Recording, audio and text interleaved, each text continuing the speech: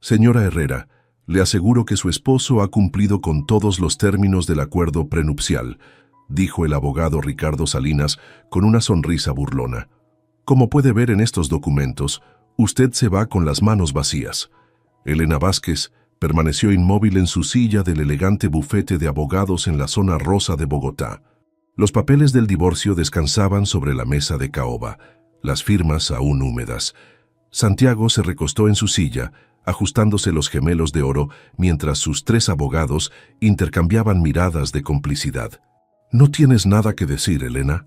Santiago sonrió con esa misma arrogancia que ella había confundido con confianza hacía apenas 2 años.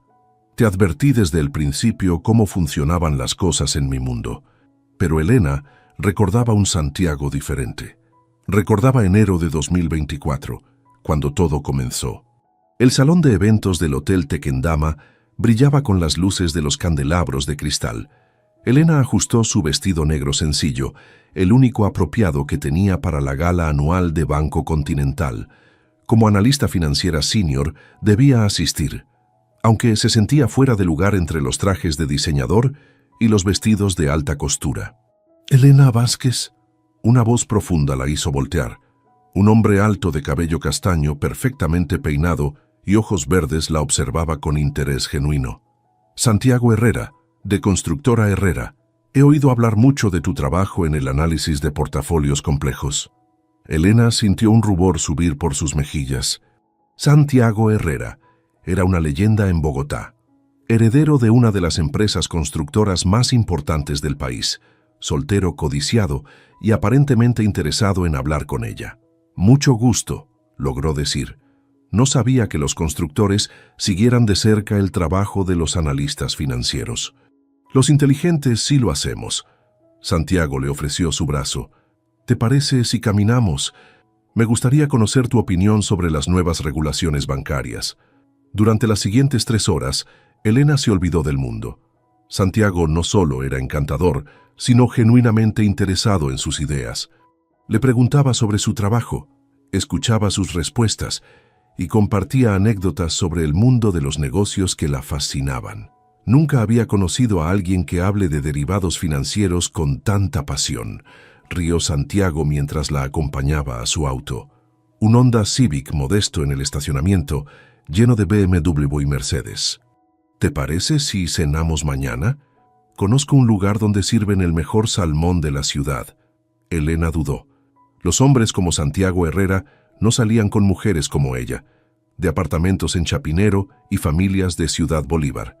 «No tienes que decidir ahora». Santiago sacó una tarjeta de presentación dorada. «Pero me encantaría volver a verte». La cena se convirtió en cenas. Las cenas se convirtieron en fines de semana en la finca familiar en el eje cafetero, donde Santiago le mostraba plantaciones de café que se extendían hasta el horizonte y le hablaba de sus sueños de expandir el negocio familiar hacia proyectos sostenibles. «Mi madre no está muy contenta conmigo», le confesó una tarde mientras caminaban entre los cafetales. «Dice que debería salir con alguien de nuestro círculo». Elena sintió una punzada en el estómago. «Tal vez tenga razón». «No». Santiago se detuvo y tomó sus manos. «Elena, contigo puedo ser yo mismo. No el heredero, no el empresario, solo Santiago». Para marzo, él ya le había propuesto matrimonio con un anillo de diamantes que costaba más que el salario anual de Elena. «Es demasiado rápido», protestó ella mientras admiraba la joya en su dedo. «Cuando sabes que algo es correcto, ¿para qué esperar?». Santiago la besó suavemente. «Solo hay un detalle legal que debemos manejar. Un acuerdo prenupcial. Es estándar en familias como la mía». Elena frunció el ceño. «¿Un prenupcial? Solo una formalidad para proteger los activos familiares que existían antes de conocerte». Santiago acarició su mejilla. «Tú y yo sabemos que nuestro amor es real. Esto es solo papel». El abogado que Santiago recomendó era amable pero claro. El documento protegía los bienes previos al matrimonio y establecía términos específicos en caso de divorcio.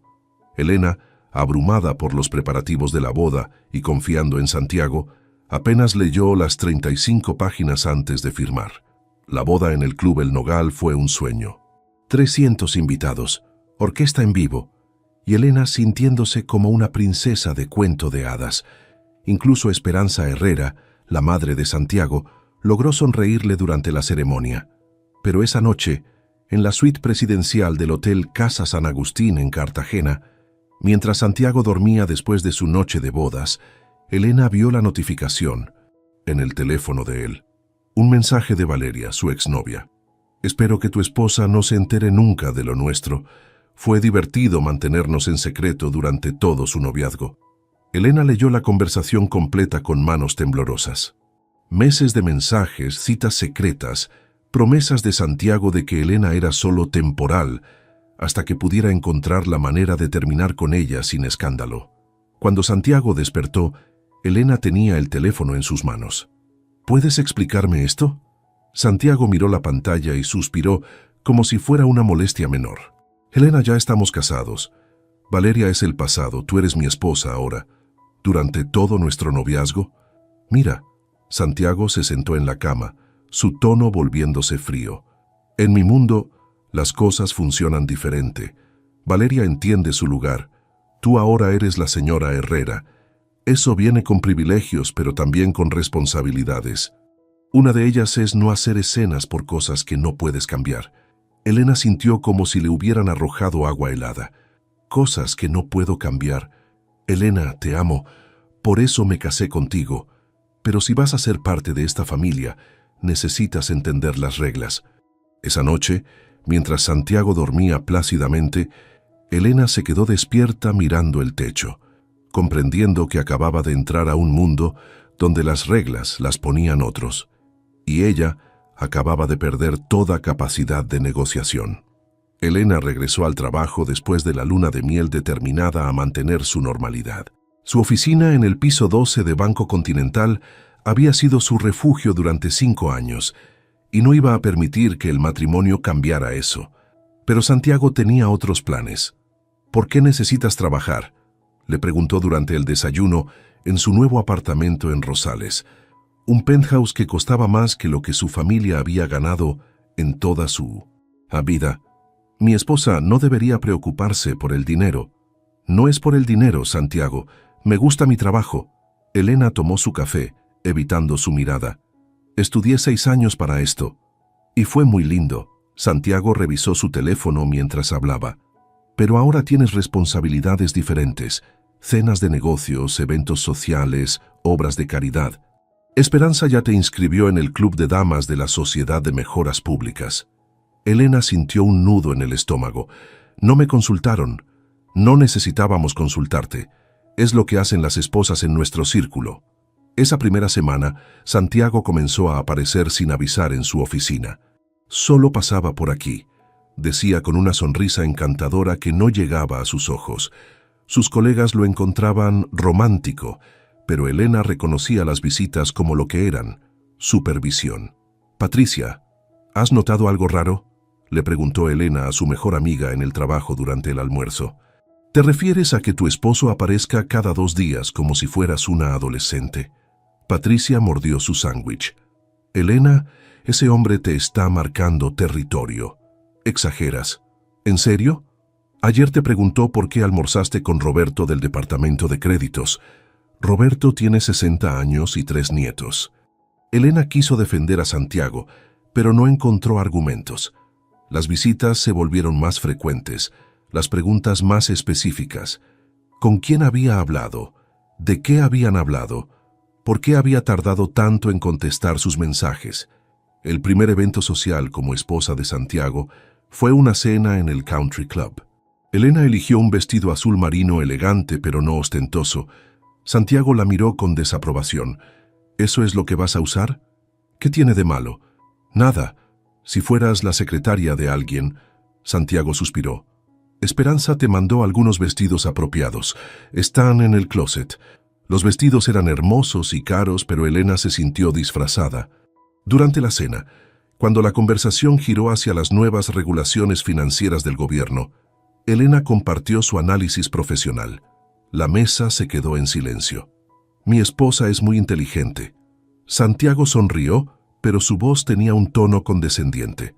«Aunque a veces confunde su experiencia en análisis básico con comprensión de política económica real. Elena sintió las mejillas arder. Los otros invitados rieron cortésmente y cambiaron de tema. Más tarde, en el auto, Santiago le explicó su error. Elena, en estos círculos las esposas apoyan a sus maridos. No los contradicen ni tratan de llamar la atención. No estaba tratando de llamar la atención, solo compartí mi opinión profesional. Tu opinión profesional ya no importa. La voz de Santiago se endureció. Eres la señora Herrera ahora. Eso significa que tu papel es hacer que yo me vea bien, no competir conmigo. Para mayo, Elena comenzó a notar cambios en sus cuentas bancarias. Primero fueron pequeños detalles, tarjetas de crédito que llegaban a su nombre, pero con límites que ella no había solicitado. Después, descubrió que Santiago había agregado su nombre como cotitular en varias cuentas de inversión, pero ella no tenía acceso independiente a ellas. «Es más eficiente así», le explicó Santiago cuando ella preguntó. «Mi contador maneja todo. Tú no tienes que preocuparte por esos detalles». Pero Elena sí se preocupaba. Una noche, mientras Santiago dormía, revisó los estados de cuenta que él dejaba en su estudio. Los números no cuadraban con los ingresos declarados de Constructora Herrera. Había transferencias grandes de empresas que Elena no reconocía, pagos a cuentas offshore y una compleja red de transacciones que activaron todas sus alarmas profesionales. Tomó fotos discretas con su teléfono. No sabía exactamente qué estaba viendo, pero su experiencia le decía que algo no estaba bien. La gota que derramó el vaso llegó en junio, cuando Elena sugirió que asistieran a terapia de pareja. «Siento que no nos estamos comunicando bien», le dijo durante la cena. «Tal vez un consejero podría ayudarnos a...» Santiago dejó caer su tenedor con fuerza. «¿Terapia? ¿Estás loca?» «Santiago, solo creo que...» «¿Sabes qué creo yo?» Santiago se inclinó hacia adelante, su voz baja pero llena de veneno. «Creo que tu familia debería estar agradecida de que yo te saqué de esa pocilga en Ciudad Bolívar y te diera una vida que jamás podrías haber tenido. Creo que deberías estar agradecida de que un Herrera se haya casado contigo en lugar de andar quejándote como una malagradecida». Elena sintió como si la hubieran abofeteado. «¿Una pocilga? ¿Te refieres a mi casa familiar?» «Me refiero a que antes de conocerme eras una analista de segundo nivel en un banco mediocre, viviendo en un apartamento que cabía en mi closet. Ahora eres la esposa de Santiago Herrera. Deberías estar de rodillas agradeciéndome, no pidiendo terapia porque no te gusta cómo te hablo». Esa noche, Elena no durmió. Se quedó en la sala, mirando las luces de Bogotá a través de los ventanales del penthouse, comprendiendo finalmente la verdad. Santiago nunca la había amado. La había coleccionado. Al día siguiente comenzó a buscar abogados de divorcio en Internet. La primera consulta fue devastadora. El abogado, un hombre mayor con gafas gruesas, revisó el acuerdo prenupcial y negó con la cabeza. «Señora, este documento es una obra de arte. Usted saldría de este matrimonio prácticamente con lo que tenía cuando entró». «¿Prácticamente?» «Con menos porque renuncia a cualquier compensación por el tiempo dedicado al matrimonio. Si se divorcia, podría recibir una pensión alimentaria mínima por 6 meses. Después de eso, nada». Elena salió de esa oficina sintiéndose perdida. Pero esa tarde, mientras revisaba una vez más las fotos que había tomado de los estados de cuenta de Santiago, algo hizo clic en su mente analítica. Los patrones que veía no eran solo irregularidades fiscales, eran señales de lavado de dinero. Su esposo no solo la había engañado emocionalmente, estaba usando su matrimonio, sus cuentas conjuntas y su reputación profesional como pantalla para actividades criminales. Y Elena tenía las pruebas. Elena comenzó julio como una detective financiera en su propia casa. Cada mañana, después de que Santiago se fuera a la oficina, se encerraba en el estudio y analizaba sistemáticamente los documentos que él dejaba dispersos, confiado en que su esposa nunca entendería su complejidad. Pero Santiago había subestimado gravemente las habilidades de Elena. Con su experiencia en análisis de portafolios complejos, comenzó a trazar las conexiones entre las empresas fantasma, las transferencias internacionales y los contratos gubernamentales de Constructora Herrera. «¿Qué haces aquí?», La voz de Santiago la sobresaltó. Elena cerró rápidamente la carpeta que estaba revisando. Solo ordenaba tu escritorio. Estaba muy desordenado. Santiago la observó con suspicacia, pero Elena mantuvo una expresión inocente. Había aprendido a mentir durante estos meses de matrimonio, una habilidad que nunca pensó que necesitaría. «No toques mis papeles», le dijo con frialdad. «Si necesitas algo que hacer, Esperanza organizó un almuerzo benéfico para el viernes. Estarán las esposas de todos los contratistas importantes de la ciudad». El almuerzo benéfico resultó ser más revelador de lo que Elena esperaba. Mientras las otras mujeres hablaban de sus viajes a Europa y sus nuevos diseñadores favoritos, Elena escuchó nombres que reconocía de los documentos de Santiago: empresas constructoras, funcionarios gubernamentales y contratos que aparecían en las transferencias sospechosas. «Tu esposo es muy inteligente», le comentó Lucía Mendoza, esposa de otro constructor. «Siempre encuentra la manera de ganar las licitaciones más importantes».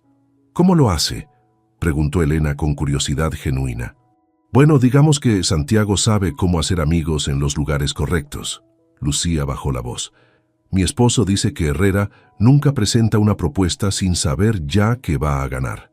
Esa noche, Elena confrontó a Santiago sobre lo que había escuchado. «¿Es cierto que ya sabes el resultado de las licitaciones antes de presentarte?». Santiago la miró como si fuera una niña, haciendo preguntas tontas. «Elena, así funciona el mundo real. No es como tus análisis financieros en el banco, donde todo está en blanco y negro. Los negocios requieren relaciones». «¿Relaciones o sobornos?». La cara de Santiago se endureció. «Cuidado con lo que dices. Estás hablando de cosas que no entiendes». Pero Elena sí entendía. Entendía que cada peso que Santiago ganaba estaba manchado. Entendía que ella, como su esposa, estaba involucrada legalmente en todas sus transacciones. Y entendía que tenía que salir de ese matrimonio antes de que fuera demasiado tarde. En agosto, Elena encontró a la abogada que cambiaría su vida. Carla Mendoza tenía una oficina modesta en la Candelaria, lejos del mundo de los bufetes elegantes que frecuentaba Santiago. Era una mujer de 40 años, con el cabello recogido en una cola simple y una mirada directa que inspiraba confianza. «Señora Herrera, voy a ser honesta con usted». Carla revisó el acuerdo prenupcial página por página. Este documento fue redactado por abogados que sabían exactamente lo que hacían. Usted quedaría prácticamente sin nada. Elena ya lo sabía, pero escucharlo de nuevo dolía. Prácticamente sin nada, ¿qué significa exactamente? Significa que recibiría una compensación mínima, suficiente para rentar un apartamento modesto por unos meses y buscar trabajo. El señor Herrera conservaría todos los bienes matrimoniales, incluyendo las propiedades adquiridas durante el matrimonio. ¿Y si tengo evidencia de actividades ilegales?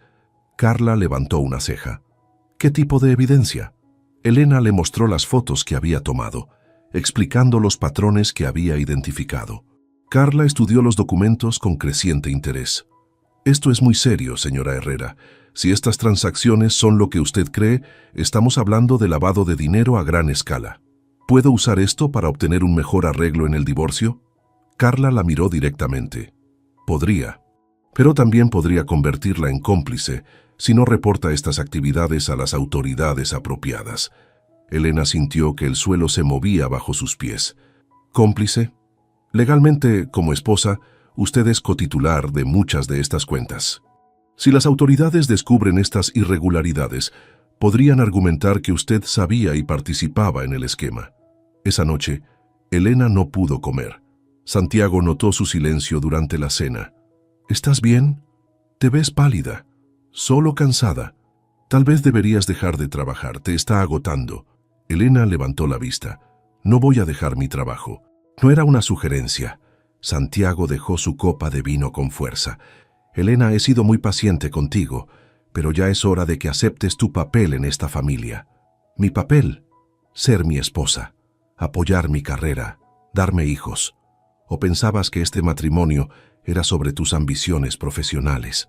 Elena sintió una claridad fría instalarse en su mente. «Quiero el divorcio». Santiago se rió. «¿El divorcio? ¿Con qué dinero vas a pagar un abogado? ¿Con qué dinero vas a vivir después? Eso no es tu problema. Claro que es mi problema. Santiago se inclinó hacia adelante. Porque voy a asegurarme de que cada abogado en esta ciudad sepa exactamente quién eres y de dónde vienes. Voy a asegurarme de que sepan que firmaste un acuerdo sabiendo perfectamente lo que hacías. Y voy a asegurarme de que entiendas que en Bogotá los Herrera tienen más poder del que tu pequeña mente puede comprender. Esa noche, Santiago durmió en su oficina. Elena se quedó sola en el penthouse, mirando los documentos esparcidos sobre la mesa del comedor. Tenía dos opciones: usar la evidencia del lavado de dinero para chantajear a Santiago y obtener un mejor arreglo, o tomar el camino ético y reportar todo a las autoridades, arriesgándose a ser procesada como cómplice. Por primera vez en meses, Elena sonrió. Había una tercera opción que Santiago no había considerado. Ella podía jugar el juego mejor que él. Al día siguiente, Elena presentó oficialmente la demanda de divorcio. No mencionó el lavado de dinero, no pidió compensaciones extraordinarias y no hizo amenazas. Simplemente pidió la disolución del matrimonio bajo los términos del acuerdo prenupcial.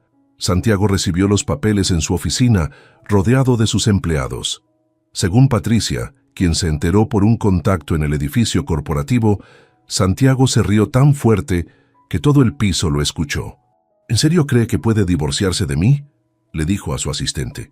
Pobre ilusa, no tiene idea de lo que acaba de empezar. Pero Elena sabía exactamente lo que había empezado. Había comenzado una guerra, y por primera vez en meses se sentía como si tuviera armas para pelear. La primera audiencia de divorcio se llevó a cabo en octubre en un juzgado familiar del centro de Bogotá. Elena llegó temprano, con un traje gris sobrio y una carpeta con los documentos básicos que Carla había preparado. Santiago apareció 15 minutos después con un séquito de 3 abogados encabezados por Ricardo Salinas, el mejor litigante de divorcios de la ciudad. Señoría, Salinas se dirigió al juez con la confianza de quien nunca había perdido un caso. Este es un caso sencillo. La señora Vázquez firmó voluntariamente un acuerdo prenupcial, después de recibir asesoría legal independiente. Ahora, al ver que no puede obtener lo que esperaba de este matrimonio, busca invalidar un contrato legalmente vinculante. Elena observó cómo Salinas presentaba su caso con precisión quirúrgica. Cada argumento estaba diseñado para retratarla como una cazafortunas que había calculado mal. Los otros 2 abogados tomaban notas y susurraban estrategias, convirtiendo la audiencia en un espectáculo desigual. Mi cliente ha sido más que generoso, continuó Salinas. Está dispuesto a ofrecer 6 meses de pensión alimentaria, aunque el acuerdo prenupcial no lo requiere, simplemente por consideración humanitaria. Cuando le tocó el turno a Carla, Elena sintió la diferencia. Su abogada era competente, pero claramente no tenía los recursos ni la experiencia para enfrentar al equipo de Santiago. Señoría, mi clienta fue víctima de abuso emocional y manipulación financiera durante este matrimonio. Objeción, interrumpió Salinas.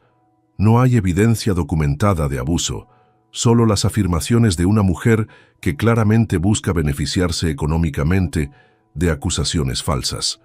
El juez aceptó la objeción. Elena vio cómo su caso se desmoronaba en tiempo real. Al salir del juzgado, Santiago la alcanzó en las escaleras. Elena, todavía podemos arreglar esto de manera civilizada. Acepta la oferta de 6 meses y terminemos con este teatro. No. ¿No? Santiago se rió. ¿Sabes cuánto están cobrando mis abogados por hora? Más de lo que tú ganabas en un mes. ¿Cuánto tiempo crees que podrás sostener esto? Elena no respondió, pero Santiago tenía razón. Cada audiencia le costaba a Carla tiempo que debería estar dedicando a otros casos. Cada día que pasaba, Elena se quedaba sin dinero para sustentarse. En noviembre, Elena descubrió que Santiago había comenzado una campaña sistemática para destruir su reputación.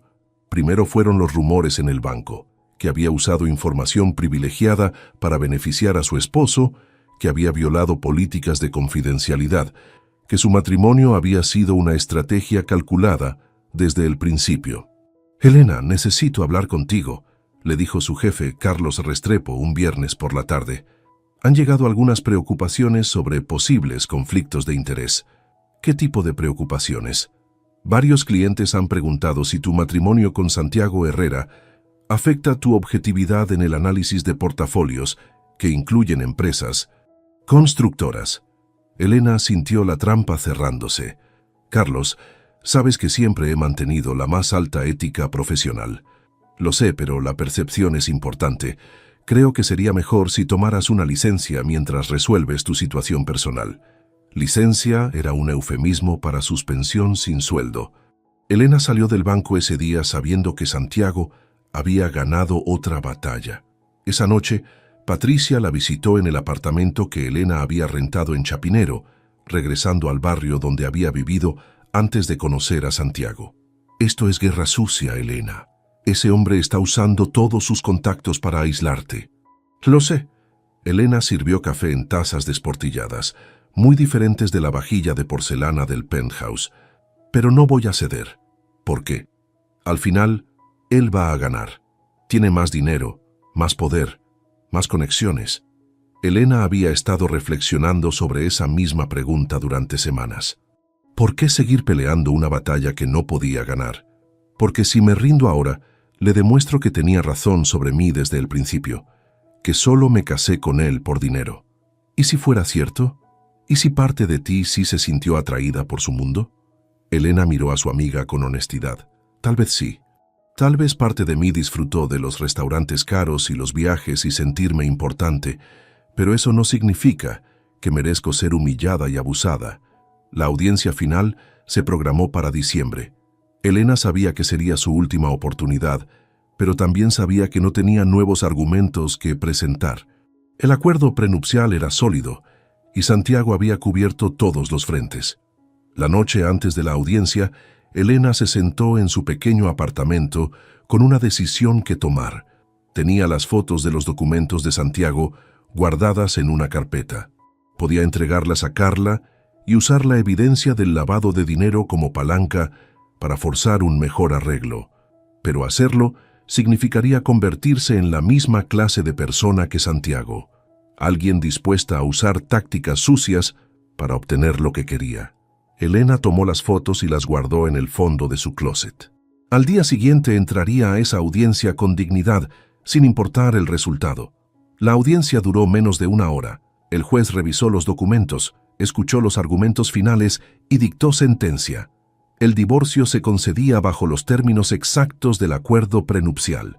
Elena recibiría una compensación mínima de 3 salarios mínimos mensuales por 6 meses.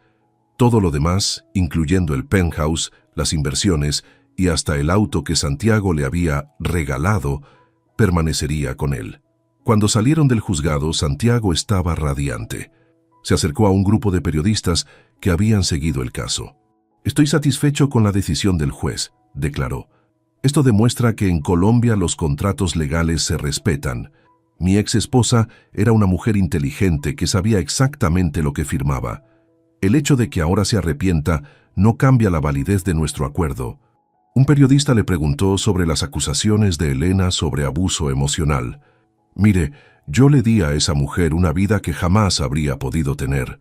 La saqué de un apartamento diminuto y la convertí en la esposa de Santiago Herrera. Si eso es abuso, entonces no entiendo la definición de la palabra».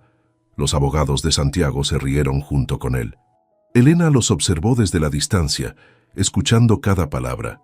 Salinas puso su mano en el hombro de Santiago. «Bueno, Santiago, oficialmente ella se va con las manos vacías, tal como planeamos desde el principio». Elena se alejó sin decir palabra. Tenía razón. Se iba con las manos vacías. Pero mientras caminaba hacia el metro, algo que había escuchado durante el caso resonaba en su mente. Una frase que uno de los abogados junior había mencionado sobre una inconsistencia menor en el párrafo 7 de la página 7 del contrato. Elena había estado tan concentrada en las cláusulas principales que nunca había analizado completamente los detalles técnicos del documento. Pero ahora tenía tiempo y tenía la motivación. Esa noche, Elena desplegó su copia del acuerdo prenupcial sobre la mesa de su apartamento y comenzó a leerlo como lo que era, una analista financiera revisando. Un contrato complejo. Y por primera vez en meses, Elena Vázquez sonrió. Elena pasó enero de 2025 en una depresión profunda que la mantuvo en cama durante días enteros. El apartamento en Chapinero se sentía claustrofóbico después de los espacios amplios del penthouse, y sus ahorros se agotaban rápidamente. Las ofertas de trabajo escaseaban. La campaña de Santiago había sido efectiva. «Elena, tienes que salir de la cama». Patricia golpeó la puerta del apartamento un martes por la tarde. Han pasado 3 semanas desde el divorcio. ¿Para qué? Elena abrió la puerta en pijama y con el cabello despeinado. No tengo trabajo, no tengo dinero y aparentemente no tengo futuro. Tienes tu inteligencia, eso nadie te lo puede quitar. Pero Elena se sentía como si le hubieran quitado todo, incluyendo la confianza en sus propias habilidades. Durante días, evitó las noticias donde Santiago aparecía celebrando contratos nuevos, declarando que el divorcio había sido una lección sobre la importancia de conocer realmente a las personas. Fue Patricia quien finalmente la obligó a levantarse. O te levantas y peleas, o te quedas aquí sintiendo lástima por ti misma. Pero no voy a verte destruirte por un hombre que no vale ni la mitad de lo que tú vales. Esa tarde Elena se duchó, se vistió y sacó el acuerdo prenupcial que había estado evitando. Si iba a seguir adelante, necesitaba entender completamente lo que había perdido. Comenzó con la página 1, leyendo cada palabra con la misma atención que dedicaba a los análisis financieros más complejos. Había firmado el documento sin la debida diligencia, confiando en Santiago y en su propio abogado básico. Ahora tenía que vivir con las consecuencias de esa negligencia. Las primeras 20 páginas eran estándar, definiciones de propiedad prematrimonial, cláusulas de confidencialidad y términos de separación de bienes. Páginas 21 a 30 cubrían escenarios específicos de divorcio y las compensaciones correspondientes. Fue en la página 31 donde Elena comenzó a encontrar inconsistencias menores. Pequeños errores de tipografía, referencias a leyes que habían sido modificadas y una numeración confusa en las subcláusulas. La página 7 tenía algo que no cuadraba. Elena leyó el párrafo 7.3 3 veces antes de entender lo que estaba viendo. La cláusula estaba diseñada para proteger los activos comerciales prematrimoniales del cónyuge masculino, pero la redacción específica decía: todos los activos adquiridos por el cónyuge masculino previamente a la fecha de matrimonio permanecerán como propiedad exclusiva, excluyendo cualquier inversión o desarrollo realizado durante el período matrimonial utilizando recursos o expertise del cónyuge femenino. Elena releyó la frase 4 veces. Luego buscó en Internet los códigos civiles colombianos relevantes. Según la ley colombiana, la cláusula tal como estaba redactada no protegía los activos prematrimoniales de Santiago. En cambio, específicamente excluía de su protección cualquier desarrollo o inversión realizados durante el matrimonio que hubieran utilizado los recursos o conocimientos de Elena. Elena recordó las múltiples ocasiones en que Santiago había pedido su opinión sobre inversiones, la había incluido como cofirmante en préstamos comerciales y había utilizado su análisis financiero para tomar decisiones sobre expansiones de la empresa.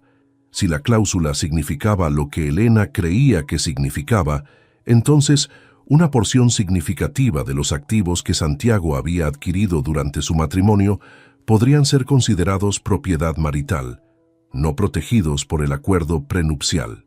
Elena llamó a Carla al día siguiente. «Carla, necesito que revises algo en el acuerdo prenupcial». «Elena, ya revisamos ese documento completamente. No hay nada que podamos hacer. Solo revisa la página 7, párrafo 7.3. Lee exactamente lo que dice, no lo que crees que dice». Hubo una larga pausa mientras Carla buscaba el documento. «Elena, esto no puede ser correcto. ¿Qué ves?» «Veo una cláusula que parece proteger los activos prematrimoniales de Santiago, pero que legalmente hace lo contrario. Si esta redacción es válida, cualquier activo que él desarrolló durante el matrimonio, usando tu experiencia o recursos conjuntos, no estaría protegido por el acuerdo». Elena sintió su corazón acelerarse. «Podemos reabrir el caso. Podemos intentarlo. Pero Elena, esto parece demasiado bueno para ser cierto. Los abogados de Santiago son los mejores del país. No cometen errores así, a menos que no haya sido un error. La investigación de Carla reveló algo extraordinario. El párrafo problemático había sido insertado por un abogado junior en el bufete de Salinas, un hombre llamado Andrés Vargas, que había renunciado abruptamente 2 semanas después de la firma del acuerdo prenupcial. Carla logró contactar a Andrés, quien accedió a reunirse con ellas en una cafetería discreta en la Candelaria. «Yo redacté esa cláusula», admitió Andrés, un hombre nervioso de 30 años con gafas gruesas. «Y sí, fue intencional». Elena lo miró con incredulidad. «¿Por qué?» «Porque trabajé en ese bufete durante 3 años y vi cómo trataban a las mujeres en casos de divorcio. Vi cómo Salinas se divertía destruyendo vidas solo porque podía. Cuando vi tu caso y vi cómo Santiago hablaba de ti en las reuniones preparatorias, decidí que alguien tenía que hacer algo». «¿Cómo hablaba de mí?» Andrés bajó la mirada. «Como si fueras un objeto que había comprado y ahora quería devolver. Decía que eras demasiado ambiciosa y que necesitaba enseñarte tu lugar». Salinas se reía y decía que después de este caso nunca más te atreverías a casarte por encima de tu clase social. Elena sintió náuseas. «Entonces, saboteaste deliberadamente el contrato».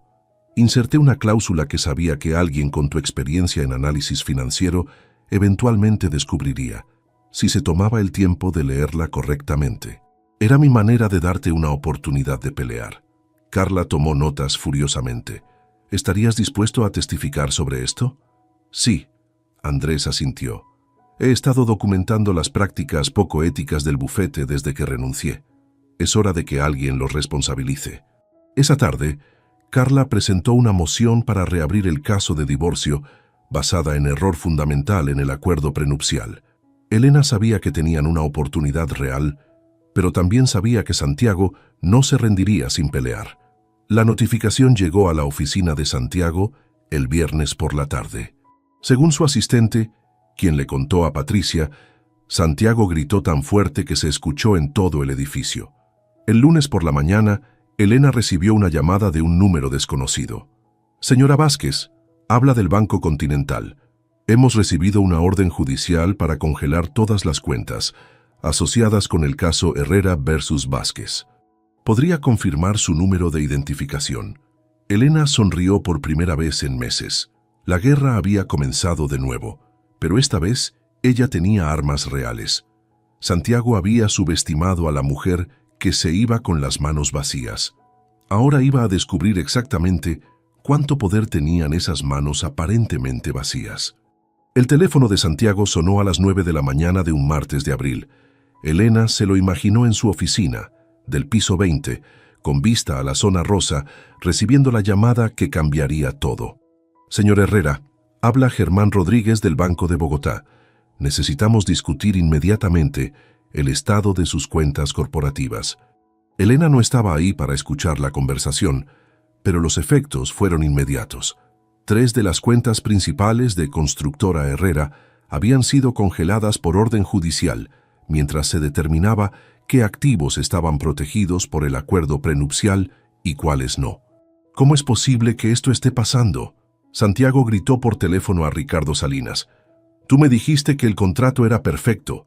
Salinas, por primera vez en su carrera, no tenía respuestas fáciles. La revisión legal había confirmado lo que Elena y Carla sospechaban. La cláusula 7.3 contenía un error fundamental que invalidaba la protección de activos sustanciales. «Santiago, necesitamos hablar en persona», le dijo Salinas. «Esto es más complejo de lo que pensábamos».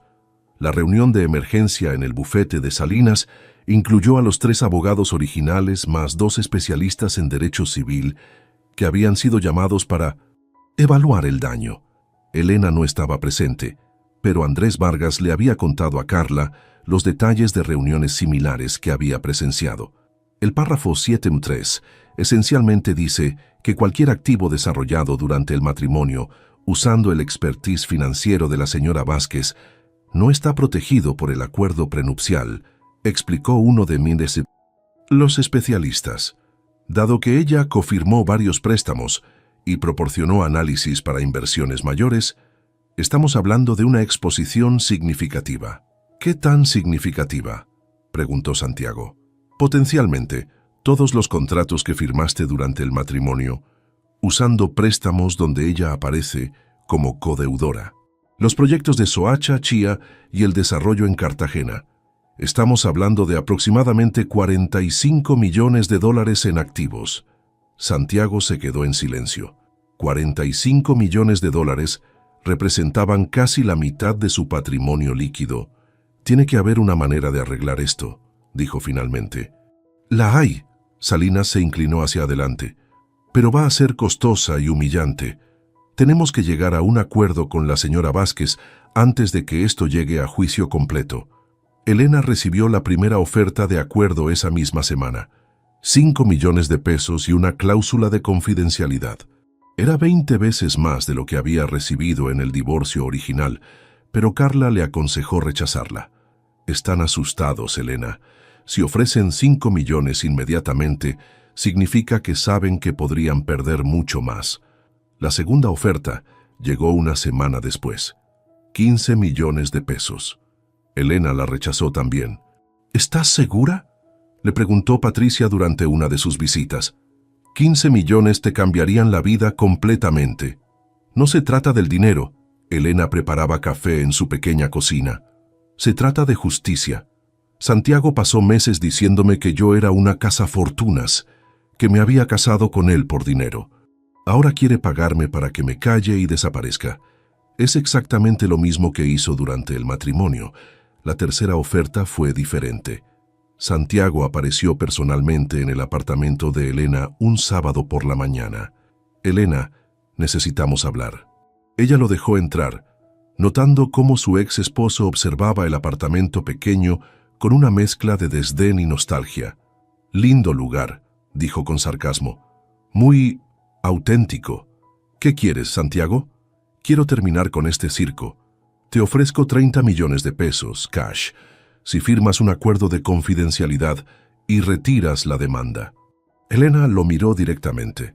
¿Sabes qué es lo más triste de todo esto? Que incluso ahora, incluso cuando necesitas algo de mí, no puedes tratarme con respeto básico. Te estoy ofreciendo más dinero del que jamás soñaste tener. Me estás ofreciendo dinero para comprar mi silencio sobre tu humillación pública. Es diferente.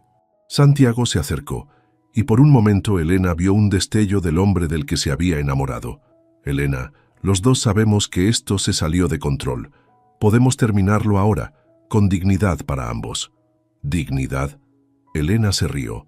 ¿Dónde estaba tu preocupación por la dignidad cuando les dijiste a los periodistas que me habías sacado de un apartamento diminuto? ¿Dónde estaba cuando tus abogados se reían de mí en el juzgado? Santiago endureció su expresión. Ese fue el pasado. Esto es el presente. Tienes razón, y en el presente la respuesta es no.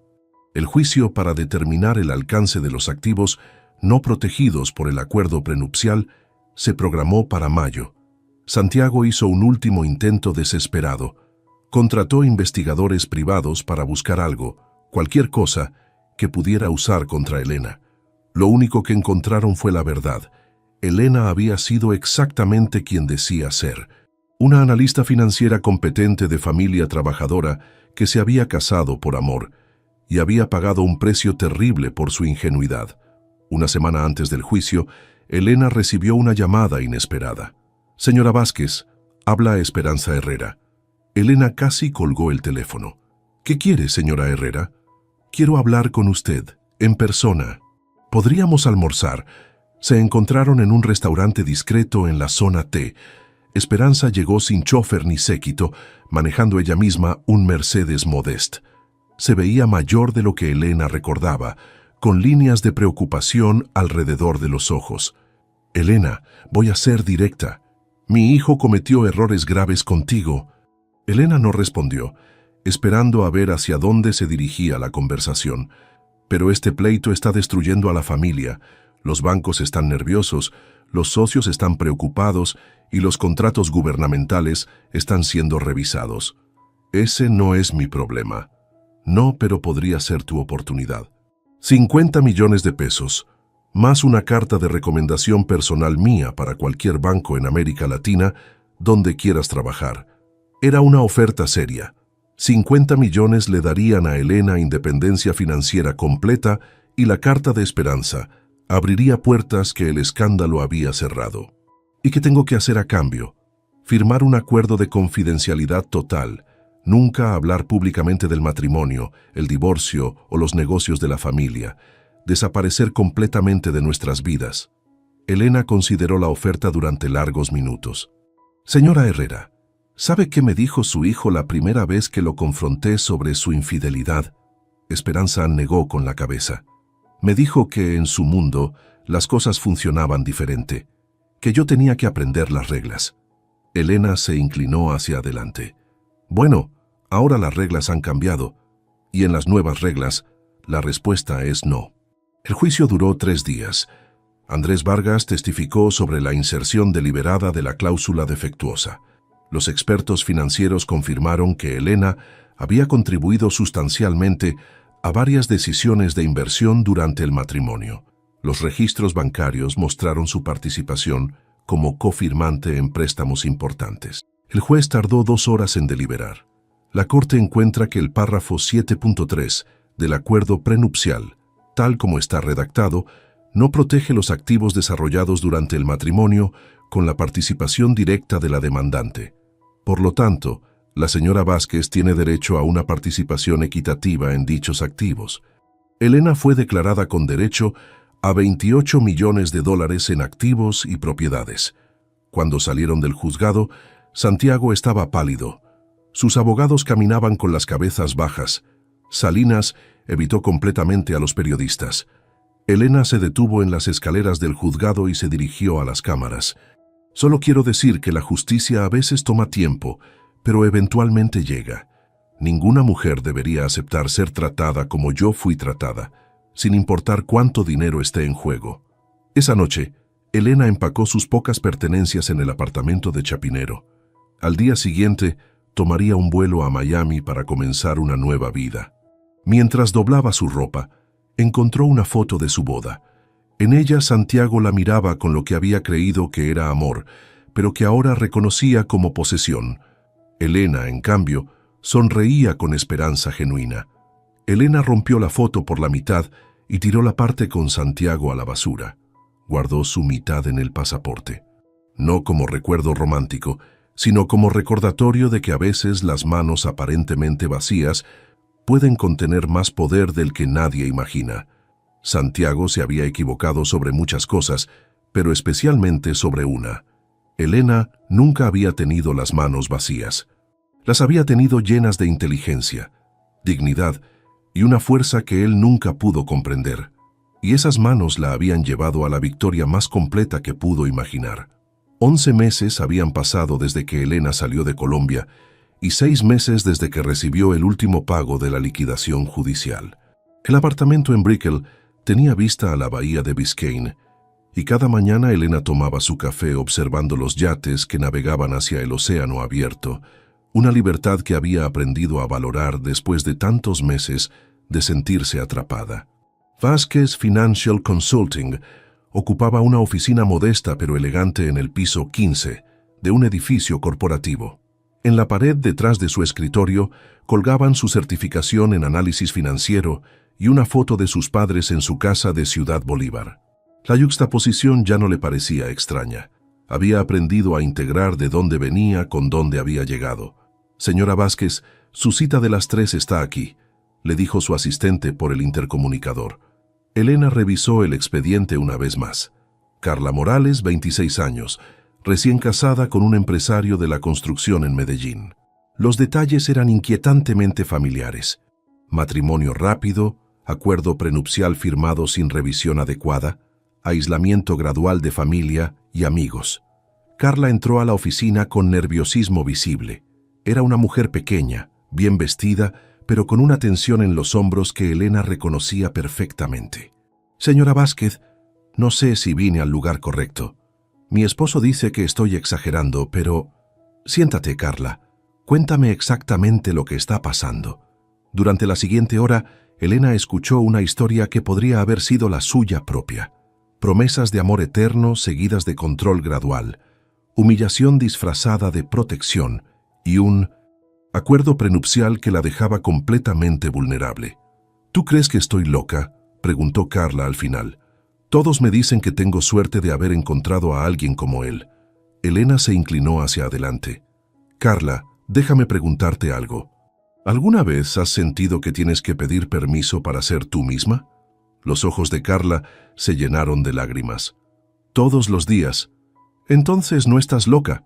Y sí viniste al lugar correcto. Elena había establecido su negocio específicamente para casos como el de Carla. Su experiencia personal, combinada con su expertise financiera, la había convertido en una especialista única en ayudar a mujeres a entender las implicaciones financieras de sus matrimonios y divorcios. El trabajo era emocionalmente agotador, pero profundamente satisfactorio.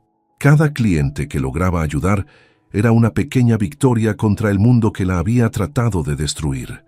Su teléfono sonó mientras terminaba de revisar el contrato de Carla. «Elena, habla Andrés». La voz del exabogado sonaba nerviosa. «Tienes unos minutos». «Por supuesto, ¿qué pasa?» Santiago se casó de nuevo, el mes pasado, con María Fernanda Salcedo, la hija del dueño de Salcedo and Asociados. Elena sintió una punzada extraña, no de celos, sino de preocupación genuina por una mujer que no conocía. Y aparentemente está usando exactamente las mismas tácticas contigo. Control financiero, aislamiento social, el mismo patrón. Carla me dijo que María Fernanda ya dejó su trabajo en el banco donde trabajaba. Elena suspiró. Algunos hombres nunca aprendían. ¿Hay algo específico que necesites que haga? No, solo pensé que deberías saberlo. Oh, y hay algo más. Esperanza Herrera vendió su participación en Constructora Herrera. Aparentemente, las investigaciones financieras que se abrieron después de tu caso encontraron irregularidades serias. Santiago ya no está involucrado en las operaciones diarias. Elena no sintió satisfacción por la noticia, solo una sensación de cierre. Gracias por contarme, Andrés. Esa tarde, Elena caminó por Lincoln Road, observando las familias que paseaban y las parejas que cenaban en los restaurantes al aire libre. Miami le había dado algo que nunca había tenido en Bogotá: anonimato. Aquí podía ser simplemente Elena Vázquez, consultora financiera exitosa, sin el peso de ser la exesposa de Santiago Herrera. Su teléfono vibró con un mensaje de texto de alguien llamado Diego Moreno. ¿Todavía estamos en pie para cenar mañana? Diego era abogado de inmigración, otro colombiano que había encontrado en Miami la libertad que su país natal no podía ofrecerle. Habían salido 3 veces en los últimos 2 meses, cenas casuales donde hablaban de trabajo, de Colombia, de sus familias. Elena escribió su respuesta. Por supuesto. ¿Las 7 sigue bien? Luego borró el mensaje sin enviarlo. Diego era amable, inteligente y obviamente interesado en algo más que amistad. Pero Elena había descubierto que su capacidad para confiar en los hombres había quedado severamente dañada por su experiencia con Santiago. En cambio escribió: Diego, lo siento, pero necesito cancelar mañana. Surgió algo de trabajo.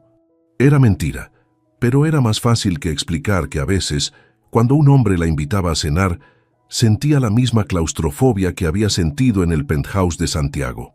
Elena regresó a su apartamento y se sirvió una copa de vino mientras revisaba los estados financieros de su empresa. El negocio iba bien. Tenía clientes en toda América Latina y una lista de espera de 3 meses. Económicamente, había ganado más de lo que jamás había soñado.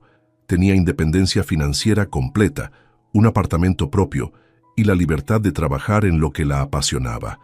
Pero las noches como esta, cuando el apartamento se sentía demasiado silencioso, Elena se preguntaba si el precio de su victoria había sido demasiado alto.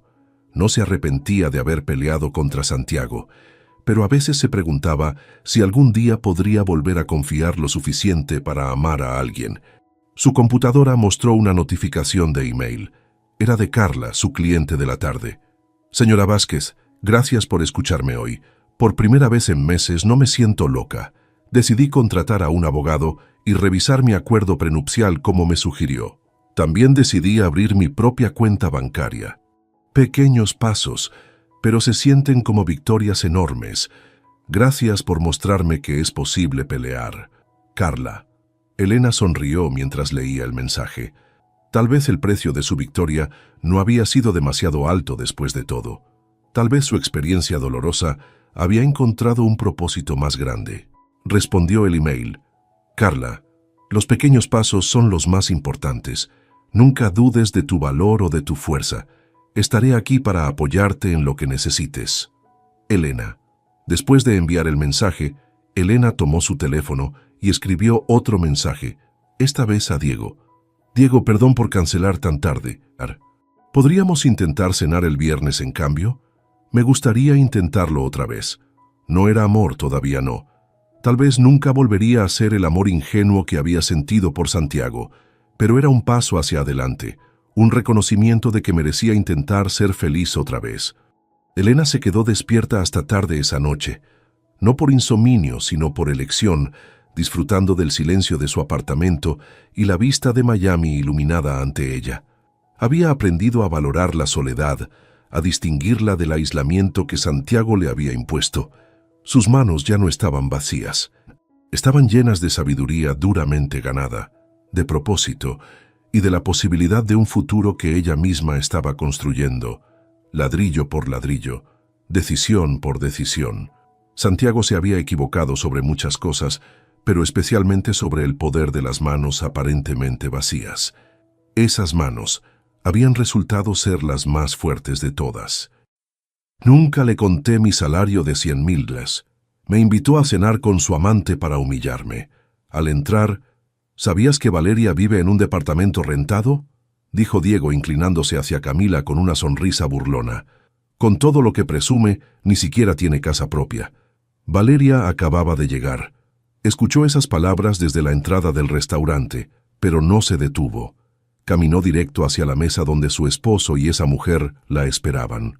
El vestido borgoña que llevaba no era nuevo, pero le quedaba perfecto. Se sentó sin saludar. «Llegas tarde», le dijo Diego mirando su reloj. «El tráfico estaba pesado», respondió Valeria, poniendo su bolsa en la silla vacía. «¿Quién es tu amiga?» «Camila. Trabaja conmigo en el restaurante», dijo él sin dejar de sonreír. «Quería que la conocieras. Ella sí sabe lo que es tener ambición». Camila extendió la mano. Valeria la estrechó con firmeza, mirándola directo a los ojos. La chica tenía unos 25 años, maquillaje impecable y ese aire de quien cree que ya lo tiene todo resuelto. «Diego me ha contado mucho de ti», dijo Camila, recargándose en la mesa. «Dice que eres muy independiente». «Lo soy», respondió Valeria. «Demasiado, diría yo», interrumpió Diego tomando su copa de vino. «A veces pienso que te casaste conmigo solo para tener compañía, no para formar una familia de verdad». Valeria no respondió. Pidió agua al mesero que pasaba y esperó. Sabía que Diego no la había citado ahí para cenar. Esto era un montaje, un juego cruel que él había planeado con cuidado. «Mira, Valeria», continuó Diego, ahora más serio, «te traje aquí porque creo que es momento de hablarte con honestidad. Camila y yo, bueno, nos hemos acercado mucho últimamente». «¿Acercado?», preguntó Valeria sin cambiar el tono. «Sí, ella me entiende, me apoya. No me hace sentir que soy menos solo porque gano menos que tú». Camila bajó la mirada, pero Valeria notó que estaba disfrutando el momento. Esa chica no era víctima de nada. Estaba ahí porque quería estar. «¿Y qué esperas que diga?», preguntó Valeria. «No sé. Algo. Lo que sea». Diego se pasó la mano por el cabello.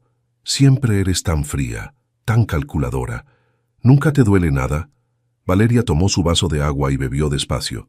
Luego dejó el vaso en la mesa y miró a su esposo con calma. «¿Terminaste?». Diego frunció el ceño. Esperaba gritos, lágrimas, alguna escena dramática que pudiera usar después para justificarse, pero Valeria no le dio ese gusto.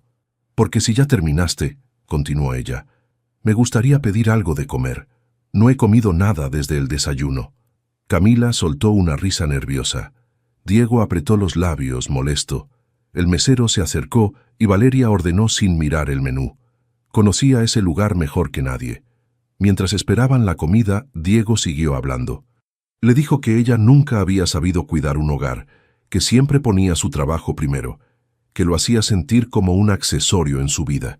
Camila asentía a cada frase, como si estuviera en una junta de negocios. Valeria los dejó hablar. No tenía caso discutir. Ya había entendido todo. Cuando llegó el dueño del restaurante, un hombre mayor con acento italiano, todo cambió. «Valeria», gritó desde el otro lado del salón, acercándose con los brazos abiertos. «¡Qué alegría verte! Hace meses que no vienes». «Hola, Marco», respondió Valeria levantándose para saludarlo. «Gracias por seguir confiando en el grupo, en serio. Tu inversión ha sido clave para abrir la nueva sucursal». Diego se quedó paralizado. Camila abrió los ojos como platos.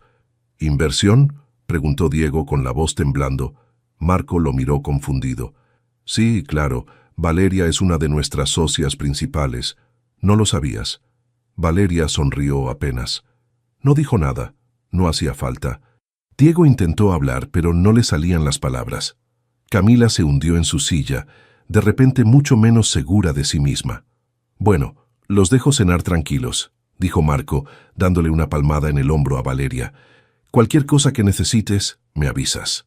Cuando Marco se fue, el silencio en la mesa era tan pesado que hasta el ruido del restaurante parecía lejano. «Valeria», empezó Diego. «No», lo interrumpió ella, sacando su tarjeta de crédito. «Ya no quiero hablar». Llamó al mesero, pidió la cuenta y pagó. Diego intentó detenerla, pero ella se levantó y caminó hacia la salida sin voltear atrás. Afuera, la noche estaba fresca. Valeria respiró hondo y caminó hacia su coche. No lloró. No se sintió triste, solo cansada. Sabía que esa no sería la última humillación que Diego intentaría hacerle, pero también sabía que ya no le importaba. Algo había cambiado esa noche, algo que no tenía vuelta atrás. Subió al coche, cerró la puerta y arrancó. En el espejo retrovisor, vio a Diego salir corriendo del restaurante, buscándola entre los coches estacionados. Pero ella ya se había ido. Valeria llegó a su departamento pasadas las 11 de la noche. Diego no estaba. Probablemente seguía en el restaurante intentando explicarle a Camila lo que acababa de pasar, o quizás estaba en el bar de siempre, ahogando su orgullo herido. No le importaba. Encendió la luz de la sala y dejó sus llaves en la mesa. El lugar estaba en silencio, ese silencio incómodo que solo existe cuando dos personas que viven juntas ya no se hablan de verdad. Se quitó los zapatos y caminó descalza hasta su oficina. Abrió la laptop y empezó a revisar sus cuentas bancarias. Llevaba meses sintiendo que algo no cuadraba, pero nunca había tenido tiempo de investigar a fondo. Ahora sí lo tenía. Las primeras transferencias que encontró fueron pequeñas. $500 aquí, 300 allá. Todas salían de su cuenta compartida con Diego hacia una cuenta que no reconocía. Siguió bajando. Más transferencias, más dinero. En total, sumaban casi $20,000 en 6 meses. Valeria sintió que el estómago se le revolvía, pero no de tristeza. Era rabia, rabia pura y fría. Tomó su teléfono y le escribió a Rodrigo, su asesor financiero. Era tarde, pero sabía que él siempre revisaba sus mensajes. «Necesito auditar todas mis cuentas. Mañana, urgente». La respuesta llegó en menos de 2 minutos. «Listo, te veo a las 9 en mi oficina». Valeria cerró la laptop y se quedó mirando la ventana. Afuera, la ciudad brillaba con sus luces de siempre. Miles de personas viviendo sus vidas, con sus propios problemas, sus propias mentiras. Pensó en su madre, en Lima, en esas tardes cuando era niña, y veía a su mamá llorar en la cocina porque el novio de turno le había robado dinero otra vez. Siempre era lo mismo. Hombres guapos, con palabras bonitas y promesas vacías.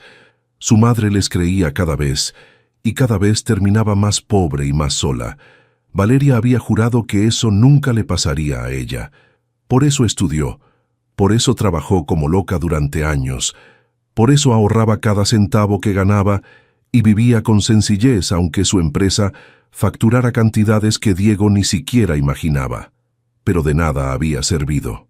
Al final, había terminado igual que su madre, confiando en el hombre equivocado. Se levantó y fue a la cocina. Preparó un té y se sentó en el sillón. No quería dormir. Sabía que si cerraba los ojos, vería la cara de Diego en el restaurante, esa expresión de sorpresa y vergüenza cuando Marco lo dejó en ridículo. A las 3 de la mañana, escuchó la puerta abrirse. Diego entró tratando de no hacer ruido, pero Valeria estaba despierta en la sala con todas las luces apagadas. ¿Valeria?, preguntó él, encendiendo la luz. Ella no respondió. Solo lo miró. «Mira, sé que la cena fue un desastre», empezó Diego acercándose. «No debí llevarte ahí. No debí presentarte a Camila así. Fue estúpido». «¿Dónde está el dinero?», preguntó Valeria. Diego se detuvo. «¿Qué dinero?». «Los $20,000 que sacaste de nuestra cuenta. ¿Dónde están?». La cara de Diego cambió. El color se le fue del rostro. «Yo necesitaba hacer unos pagos». «¿Qué pagos?». «Deudas. Personales». Valeria se levantó del sillón. «Deudas que hiciste sin decirme nada». «Con dinero que era mío». «Era nuestra cuenta», dijo Diego alzando la voz. «Somos casados. Lo que es tuyo es mío». «No», respondió Valeria caminando hacia él. «Lo que era mío, y tú lo robaste». «No lo robé. Solo lo usé. Iba a reponerlo». «¿Cuándo? ¿Con qué dinero? Si apenas te alcanza para pagar tu coche». Diego apretó los puños. Valeria vio en sus ojos algo que nunca había visto antes. Odio. Odio real. «¿Sabes qué es lo peor de ti, Valeria?», dijo él, escupiendo las palabras. «Que siempre me haces sentir menos. Cada vez que ahorras, cada vez que hablas de tus inversiones, es como si me restregaras en la cara que ganas más que yo. Eso es tu problema, no el mío. Es nuestro problema. Por eso nuestra relación no funciona, porque tú nunca me has visto como tú igual». Valeria se cruzó de brazos. «Tienes razón. No te veo como mi igual, porque tú robas y yo no». Diego levantó la mano como si fuera a pegarle, pero se detuvo. Valeria no se movió. Solo lo miró fijamente, esperando.